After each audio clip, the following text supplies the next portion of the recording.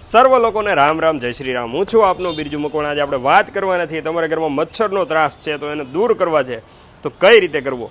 રીલ્સમાં છેલ્લે સુધી બન્યા કરજો અને આવી અવનવી ટિપ્સ માટે અમારી ચેનલને ફોલો કરજો.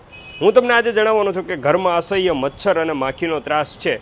તમે બધી કંપનીના સારા બ્રાન્ડેડ કંપનીના બધા લિક્વિડ યુઝ કરી લીધા પરંતુ હજી મચ્છર જતા નથી, તો એમના માટે મસ્ત મજાની આપણે આજે ટિપ્સ દેવાના છીએ.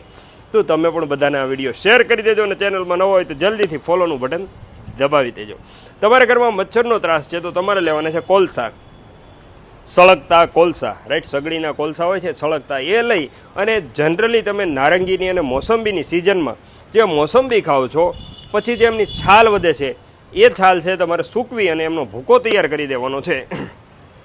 હવે જે આ પાવડર તૈયાર થાય છે તે તમારે શું કરવાનું છે, જે તમે સળગતા કોલસા લીધા છે એ કોલસાની અંદર તમારે પાવડર ઉપર ભભરાવવાનો છે, જેમ આપણે ધૂપ કરીએ તેમ. એ રીતે તમે ખાલી ને ખાલી 8 દિવસ પ્રયોગ કરશો તો ઘરમાંથી મચ્છર અને માખીનો જેટલો ઉપદ્રવ હશે તે દૂર થઈ જશે. પ્રયોગ કરજો, આયુર્વેદિક છે, કોઈ જાતની નુકસાની નથી. ઘરમાં સારી સુગંધ પણ આવશે, જેમ ધૂપની સુગંધ આવે છે તેમ આની પણ સુગંધ આવશે. કોલસાની અંદર નારંગીના છાલનો ભૂકો અથવા તો મોસંબીના છાલનો ભૂકો તમે નાખી અને એ આખા ઘરમાં ફેરવી દેવાનું છે. બને તો દરવાજો બંધ કરી દેવાનો, જેનાથી મચ્છર ભાગી શકશે નહીં. આવા વિડીયો માટે અમારી ચેનલ ફોલો કરો. સ્વસ્થ રહો, ખુશ રહો, હંમેશા હસતા રહો. જય હિન્દ, જય ભારત.